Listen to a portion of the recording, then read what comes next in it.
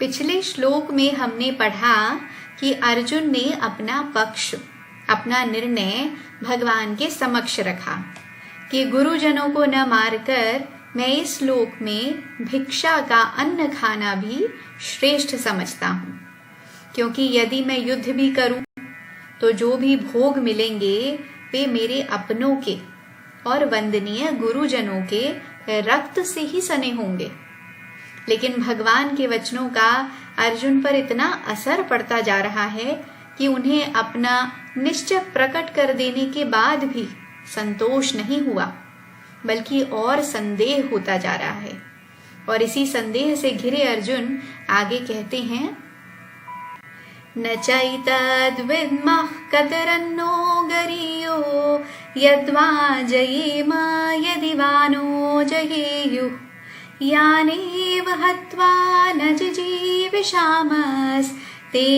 स्थिताः प्रमुखे धार्तराष्ट्राः। अर्थात हम यह भी नहीं जानते कि हमारे लिए युद्ध करना और न करना इन दोनों में से कौन सा श्रेष्ठ है, अथवा ये भी नहीं जानते कि हम उन्हें जीतेंगे या वे हमें जीतेंगे। और जिनको मारकर हम जीना भी नहीं चाहते, वे ही धृतराष्ट्र के संबंधी हमारे सामने खड़े हैं। अब देखें, अर्जुन को कुछ भी समझ नहीं आ रहा, बिल्कुल धर्म संकट में खड़े हैं मानो। एक के बाद दूसरा, दूसरे के बाद तीसरा संदेह, और इस प्रकार शंकाओं के घेरे में वे घिरते चले जा रहे हैं। इस श्लोक में पहला संदेह जो अर्जुन ने भगवान के सामने रखा वो है कि मैं युद्ध करूं या ना करूं, मतलब युद्ध का त्याग कर दूं, ये निर्णय मैं नहीं कर पा रहा हूं। युद्ध करता हूं तो क्षत्रिय धर्म का पालन होगा, परंतु उसके परिणाम स्वरूप कुल का नाश होने से महान दोष लगेगा। आपकी दृष्टि में युद्ध करना श्रेष्ठ है, पर मेरी दृष्टि में युद्ध न करना श्रेष्ठ है। स्पष्ट है कि अब अर्जुन के मन में अपना और भगवान का दोनों के ही पक्ष समकक्ष हो गए हैं, पर वे ये निर्णय नहीं कर पा रहे कि कौन सा पक्ष श्रेष्ठ है। युद्ध करें और अनावश्यक रक्तपात का कारण बने, या युद्ध को छोड़ दें और भीख मांगकर जीवन यापन करें। दूसरा संदेह अर्जुन ने भगवान के सामने रखा कि यदि आपकी आज्ञा से युद्ध भी किया जाए तो हम दुर्योधन आदि को जीतेंगे या वे हमें जीतेंगे, इसका भी पता नहीं। जीत तो निश्चित नहीं है, क्योंकि कोई भी पक्ष विजयी हो सकता है। यहाँ देखें, ऐसा नहीं है कि अर्जुन को अपने बल पर भरोसा नहीं है, बल्कि उन्हें भविष्य पर अविश्वास है, क्योंकि भविष्य के गर्भ में क्या छिपा है ये तो कोई नहीं जानता।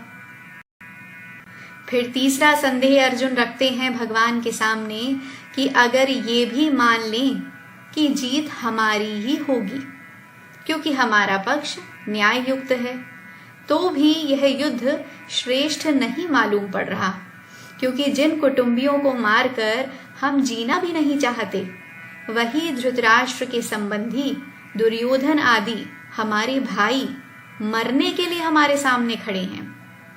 मतलब अगर हम जीते तो इन्हें मारकर ही जीतेंगे ना, तो अपने हाथों से ही अपने कुटुंब का नाश कर जो जीवन मिलेगा वो चिंता, शोक, वियोग के दुख से भरा हुआ होगा। ऐसा जीवन जीने से क्या लाभ। देखें, हम भी तो यही करते हैं सारे जीवन।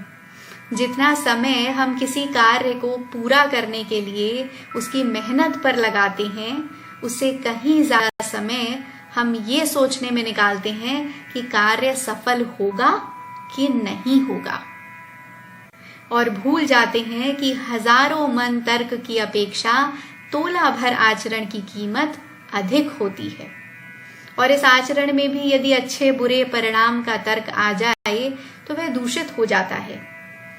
परिणाम के विचार से ही बुद्धि मलिन हो जाती है।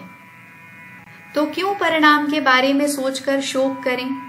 क्यों भविष्य के बारे में विचार कर विषाद मग्न रहें?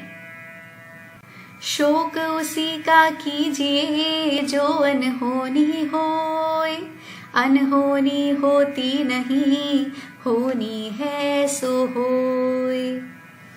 शोक तो किसी अनहोनी के लिए ही किया जाना चाहिए, पर अनहोनी जैसी चीज तो कोई होती ही नहीं, क्योंकि जो होना होता है वही होता है। इसलिए भविष्य की, परिणाम की चिंता किए बिना अपने कर्म पर, कर्तव्य कर्म पर ध्यान दें।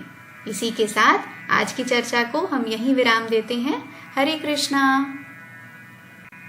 अगर आपको ये वीडियो, ये सब जानकारी अच्छी लगे तो प्लीज चैनल को लाइक, कमेंट और सब्सक्राइब करें और अपने प्रियजनों के साथ भी शेयर करें। If you like the video and all the information shared, please like, comment and subscribe to my channel and share with your loved ones. Thank you. Hare Krishna.